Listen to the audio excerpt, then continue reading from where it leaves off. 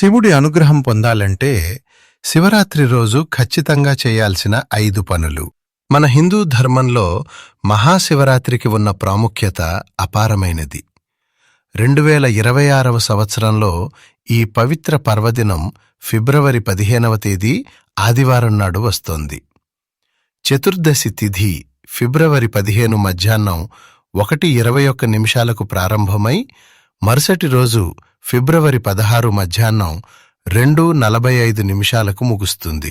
అయితే శివరాత్రి పూజకు అత్యంత ప్రధానమైన నిశితకాలం ఫిబ్రవరి 15 అర్ధరాత్రి 12:09 నుండి 1 గంటల మధ్య వస్తుంది. దీనినే లింగోద్భవ కాలం అంటారు.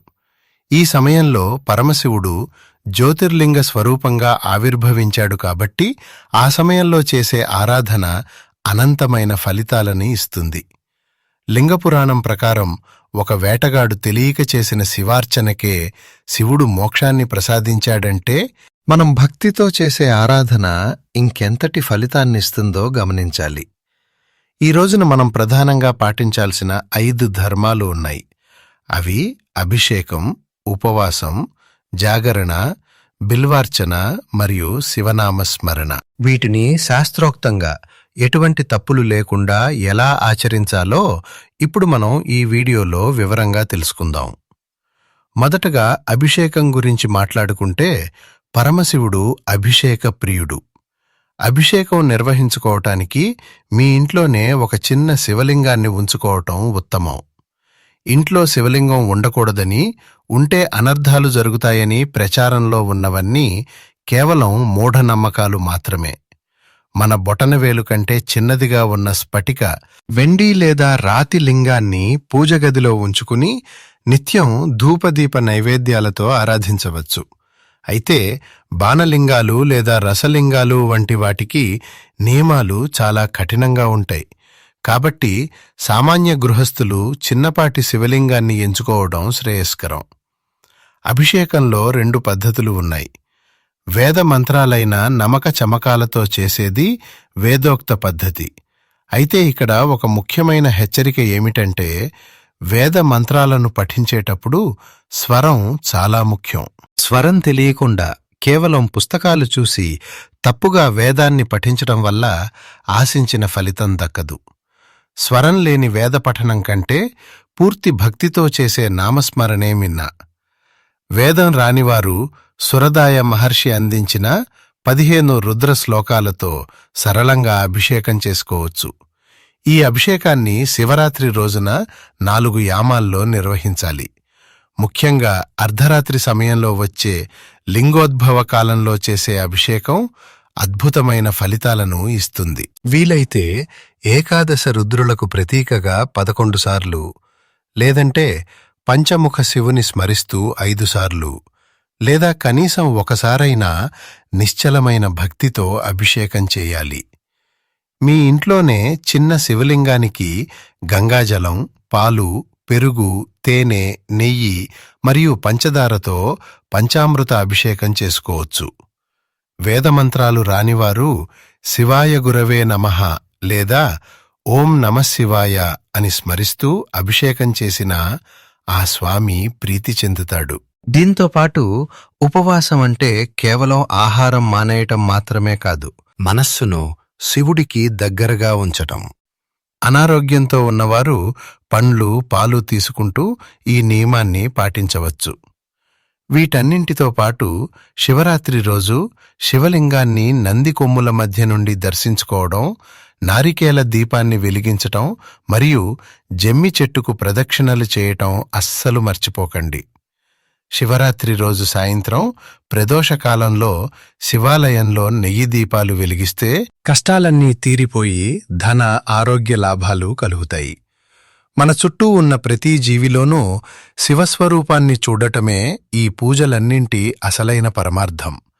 ఈ విధంగా నిష్కల్మషమైన భక్తితో శివరాత్రిని ఆచరిస్తే ఆ పరమశివుని కృపాకటాక్షాలు మీకు ఎల్లప్పుడూ ఉంటాయి. రెండవది ఉపవాసం. ఉపవాసమంటే కేవలం ఆహారం మానేయటం అని మనం భావిస్తాం. కానీ ఉప అంటే దగ్గరగా, వాసం అంటే ఉండటం, అంటే మన మనస్సును శివుడికి దగ్గరగా ఉంచడమే నిజమైన ఉపవాసం. కేవలం కడుపు మార్చుకుని మనస్సు మొత్తం ఆహారం మీదనో లేదా కోపతాపాల మీదనో ఉంటే అది ఉపవాసం అనిపించుకోదు. నేటి కాలంలో బీపీ, షుగర్ వంటి అనారోగ్య సమస్యలు ఉన్నవారు కఠినంగా ఆహారం మానేసి ఆస్పత్రుల పాలు కావడం మనం చూస్తున్నాం. అటువంటి వారు శరీరానికి తగిన శక్తినిచ్చే పాలు, పండ్లు తీసుకుంటూ శివనామస్మరణలో గడపడం శ్రేయస్కరం.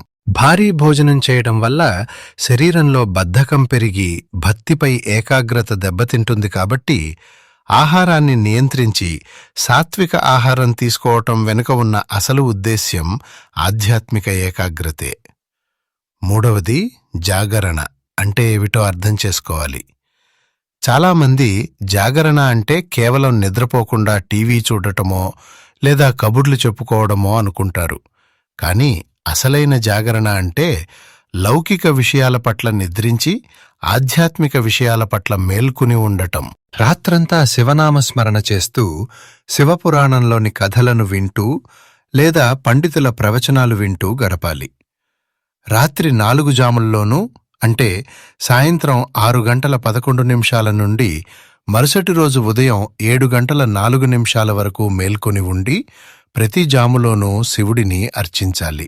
ముఖ్యంగా అర్ధరాత్రి 12:09 నుండి 1 గంటల మధ్య వచ్చే లింగోద్భవ కాలంలో చేసే జాగరణ అత్యంత శక్తివంతమైనది.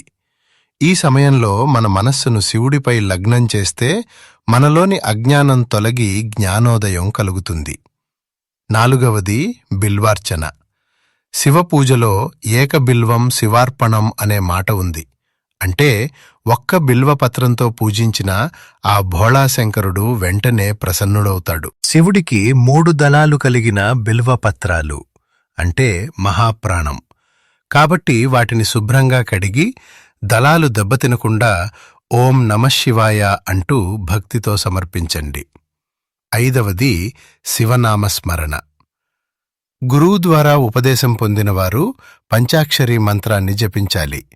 ఉపదేశం లేనివారు శివాయ గురవే నమః అంటే శివుడే నా గురువు అనే మంత్రాన్ని నిరంతరం స్మరించాలి.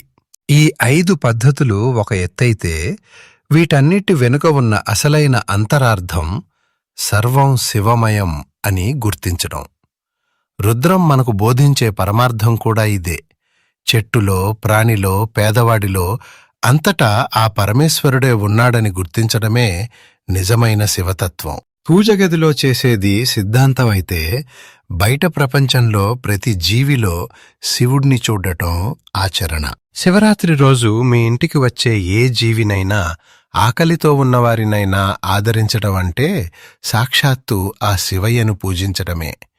ఈ విధంగా నిష్కల్మషమైన భక్తితో శివరాత్రిని ఆచరిస్తే ఆ పరమేశ్వరుడు ఖచ్చితంగా మీ కలలలోనో లేదా ధ్యానంలోనో దర్శనమిచ్చి మిమ్మల్ని అనుగ్రహిస్తాడు. ఈ మహాశివరాత్రి మీ జీవితంలోని అజ్ఞానాన్ని తొలగించి జ్ఞానజ్యోతిని నింపాలని కోరుకుంటున్నాను. పైన చెప్పిన విధంగా జాగరణ, ఉపవాసం, అభిషేకాన్ని భక్తితో ఆచరించండి. మీకు ఈ వీడియోలోని విషయాలు నచ్చినట్లయితే లైక్ చేయండి మరియు మీ మిత్రులకు షేర్ చేయండి. ఓం నమఃశివాయ అని కామెంట్ చేయటం మర్చిపోకండి. ధన్యవాదాలు.